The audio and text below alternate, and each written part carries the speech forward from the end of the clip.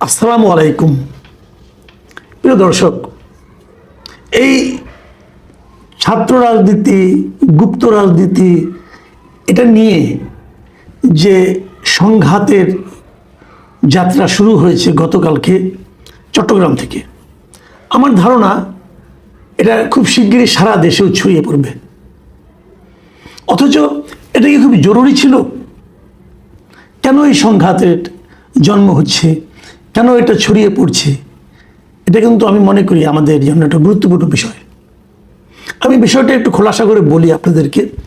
মঙ্গলবার দিন কি হলো?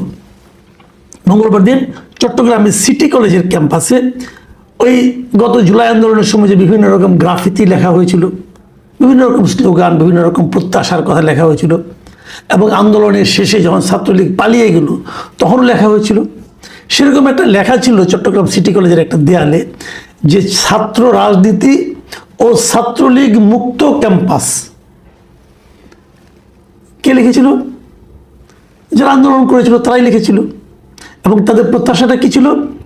যে এই ক্যাম্পাস হবে ছাত্র রাজনীতি মুক্ত এবং ছাত্রলীগ মুক্ত। আসলে ছাত্র রাজনীতি মুক্ত বললেই তো ছাত্রলীগও মুক্ত হয়ে যায়। ছাত্র রাজনীতি মুক্ত মানে সবই রাজনীতি।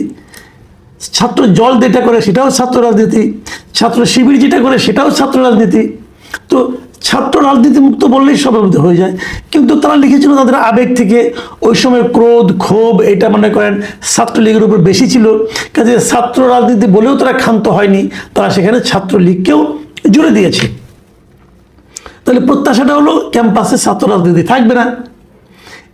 এরপর এবার গত মঙ্গলবার দিন মানে তার আগের রাতে সেই কলেজ শাখা ছাত্র দলের যুগ্ম আহ্বায়ক মিস্টার আব্দুল্লাহ মামুনের নেতৃত্বে, এই জিনিসটা তো আমি দেখে আসিনি, আমি পত্রিকায় যেটা পেলাম আর কি, আব্দুল্লাহ মামুনের নেতৃত্বে একদল নেতাকর্মী সেখানে যায় এবং এই গ্রাফিতি থেকে ছাত্র রাজনীতি জায়গায় ছাত্র শব্দটিকে মুছে দেয়। মুছে তার উপরে লেখে যে গুপ্ত। তাহলে দাঁড়ালো কি? গুপ্ত রাজনীতি ও ছাত্রলীগ মুক্ত ক্যাম্পাস। এখন এটা নিয়েই যত সংঘাত। এরপর পরের দিন এটা নিয়ে ছাত্র দল এবং ছাত্র শিবির, এদের নেতাকর্মীরা পরস্পরের সঙ্গে সংঘাতে জড়ায় এবং সংঘাতে জড়ানোর পর তারা 2 দফা পরস্পরের উপর হামলা করে। সকালে একবেলা করে, বিকেলে আরেক বেলা করে, এবং এটা খুব ভয়ঙ্কর সন্ত্রাস হয়। এবং ইন্টারেস্টিং ব্যাপার হলো, আমি কোনো মিডিয়াতে পড়েই আমি কিন্তু আসলে জানতে পারলাম না যে আহত কারা কারা হয়েছে, কোন দলের কতজন হয়েছে, জানতে পারলাম না। কেবল এটুকু জেনেছি যে ছাত্র শিবিরের একজনের নাকি গোড়ালি কেটে ফেলা হয়েছে, গোড়ালি নাকি কাটা পড়েছে। আবার ছাত্র দলের একজনের নাকি মাথাও ফেটে গিয়েছে, কিন্তু কারোর নাম নাই। এবং এই পুরো মারামারির খণ্ড খণ্ড দৃশ্য আমরা বিভিন্ন ভিডিওতে দেখেছি, বিভিন্ন স্টিল ছবিতেও দেখেছি। একটা ছবিতে দেখেছি যে একটা ছবিতে, আমি বেশ কয়েকটা ছবিতে দেখলাম যে ছাত্রদের হাতে বড় বড় ধারালো তলোয়ার, রামদা এ ধরনের তারা নিয়ে তারা পরস্পরকে আক্রমণ করার জন্য খুঁজে বেড়াচ্ছেন।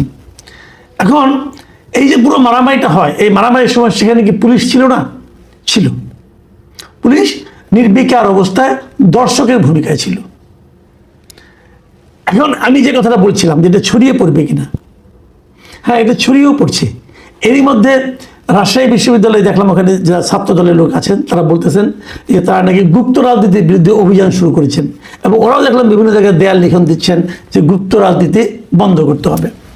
এখন আমার প্রশ্নটা হলো যে আপনারা ভেবে দেখুন একবার, আমার প্রশ্নটা আপনারাও ভাবুন একবার, যে গুপ্ত রাজনীতি ও ছাত্রলীগ, আচ্ছা গুপ্ত রাজনীতি কি প্রশংসনীয় কোনো কাজ?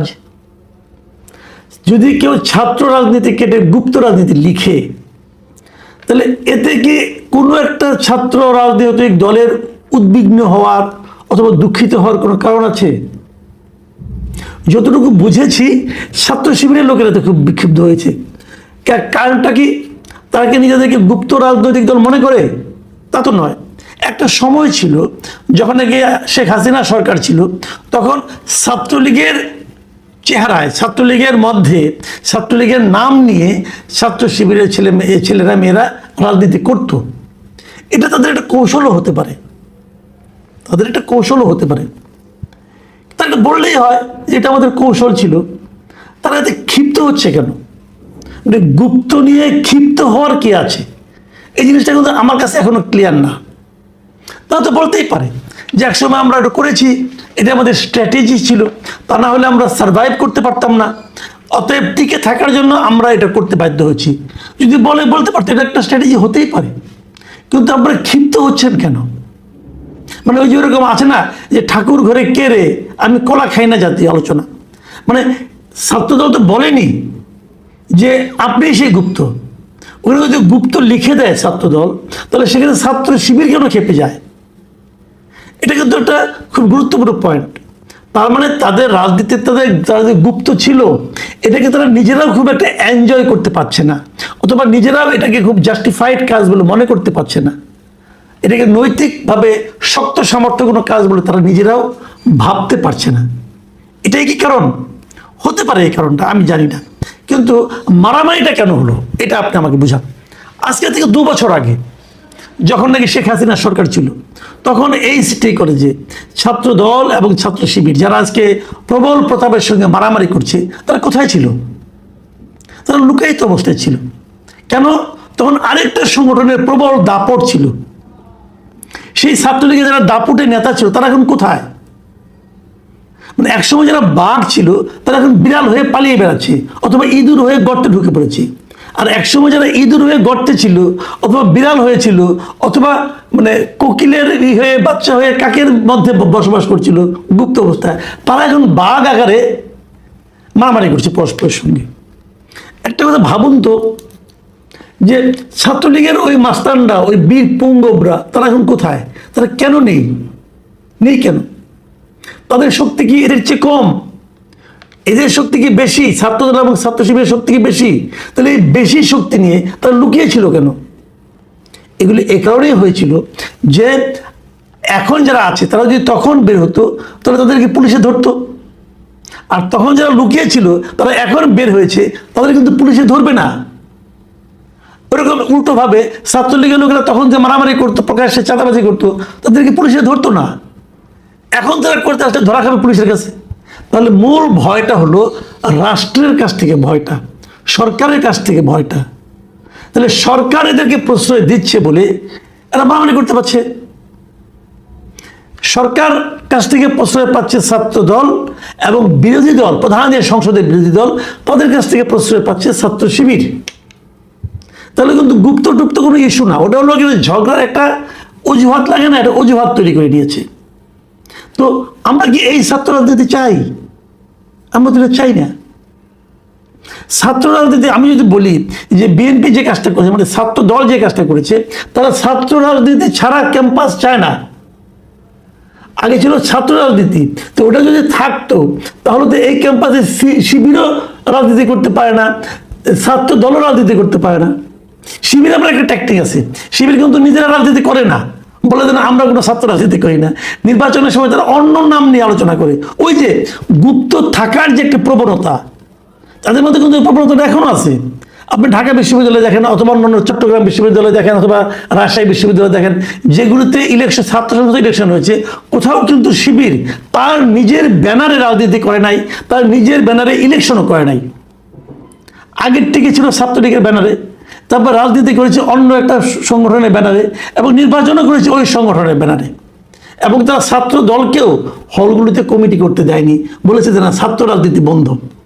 তারা কি আসলে ছাত্র রাজনীতি বন্ধ এই কথাটাকে বিশ্বাস করে না, বরঞ্চ তারা ছাত্র রাজনীতি করে গুপ্তভাবে করে।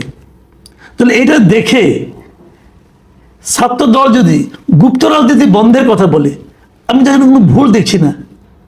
তাহলে ওনারা মাইন্ড করে কেন? তার মানে ওনারা আসলে গুপ্ত রাজনীতি করে। আবার বিপরীত দিকে মারামারিটা আপনি কেন করেন? কারণ সরকার অথবা বিরোধী দল আপনাদেরকে প্রোটেকশন দিতে পারে। পুলিশ কেন চুপ করে দাঁড়িয়ে থাকে? এই কারণে দাঁড়িয়ে থাকে, এদেরকে ধরলে বরং উল্টো পুলিশের উপর একটা পানিশমেন্ট আসতে পারে। পুলিশকে হয়তো এমন প্রত্যন্ত অঞ্চলে বদলি করে দিবে যে তার জীবনই একদম ভয়ঙ্কর অবস্থা হয়ে যাবে। তাহলে চক্রটা কোথায়? এই চক্র থেকে আপনি বেরোবেন কিভাবে? এটা কিন্তু একটা, আমি মনে করি, বড় প্রশ্ন। আমি নিজে মনে করি পার্সোনালি, আমি নিজে ছাত্র জীবনে রাজনীতি করতাম। আমি যখন ইউনিভার্সিটিতে পড়তাম আমি রাজনীতি করতাম ভাই, আমি অস্বীকার করি না। এবং যখন আমি করতাম তখন আমাদের সামনে কিন্তু ওই কথাটাই বলা হতো যে ৭১-এর যে মুক্তিযুদ্ধ হয়েছে সেটা কিন্তু ছাত্র রাজনীতির কল্যাণে হয়েছে। কিন্তু ওই সময়কার যে বাস্তবতা, ওই সময়কার যে ছাত্র রাজনীতির চরিত্র, সেটাকে আপনারা বজায় রাখতে পারছেন না। ওই সময় ছাত্রলীগ কিন্তু আওয়ামী লীগকে পরিচালিত করতো। বাংলাদেশের প্রথম বাংলাদেশের যে পতাকা, জাতীয় পতাকা, এটা কিন্তু আওয়ামী লীগ উত্তোলন করে নাই, ছাত্রলীগ উত্তোলন করেছিল। কাজেই ছাত্রলীগ বরঞ্চ আওয়ামী লীগের একটা প্রেশার ক্রিয়েট করেছিল দেশটাকে স্বাধীন করার জন্য। সেই ছাত্র সংগঠনের চরিত্র কি এখন আছে? সেই সময় কিন্তু ছাত্রলীগের কমিটি আওয়ামী লীগ নির্ধারণ করে দিত না, কিন্তু এখন ছাত্রদলের কমিটিও ঠিক করে দেন বিএনপি, ছাত্র শিবিরের কমিটিও ঠিক করে দেন জামাত ইসলাম। মুখে বলে না আমরা কিছু জানি না, আমরা কিছু বুঝি না, কিন্তু ঠিক করে দেন। আর ছাত্রলীগ আমরা তো বলেই দিত যে কমিটি ঠিক করে দেবেন আপা, এগুলি তো হতো। তাহলে আমরা কি এই ছাত্র সংগঠন চাই যে ছাত্র সংগঠন মূল রাজনৈতিক দলের লাঠিয়াল হিসেবে কাজ করবে? আমরা এটা চাই না। কারণ এই লাঠিয়াল হিসেবে কাজ করে কারো আপনার গোড়ালি কাটা যাচ্ছে, কারো মাথা ফেটে যাচ্ছে, কিন্তু যেই মূল দল তাদের কিছু হচ্ছে না। তাহলে এই রাজনীতি ছাত্ররাই বা কেন করবে? আমি মনে করি রাজনৈতিক দলের লেজুর ভিত্তির ছাত্র রাজনীতি ইমিডিয়েট বন্ধ হওয়া উচিত। আর ওই ছাত্র রাজনীতি এবং গুপ্ত রাজনীতি দুটোই থাকা উচিত। বলা উচিত ছাত্র রাজনীতি মুক্ত ক্যাম্পাস, বলা উচিত গুপ্ত রাজনীতি মুক্ত ক্যাম্পাস। কেবল তাহলেই শিক্ষাঙ্গনগুলিতে প্রকৃত শিক্ষার পরিবেশটা গড়ে উঠবে। আমাদের শিক্ষামন্ত্রীকে প্রায় দেখি বেশ দৌড়ঝাঁপ করেন। আপনার কাছে অনুরোধ, দৌড়ঝাঁপের পাশাপাশি এই বিষয়টা নিয়ে একটু ভাবেন।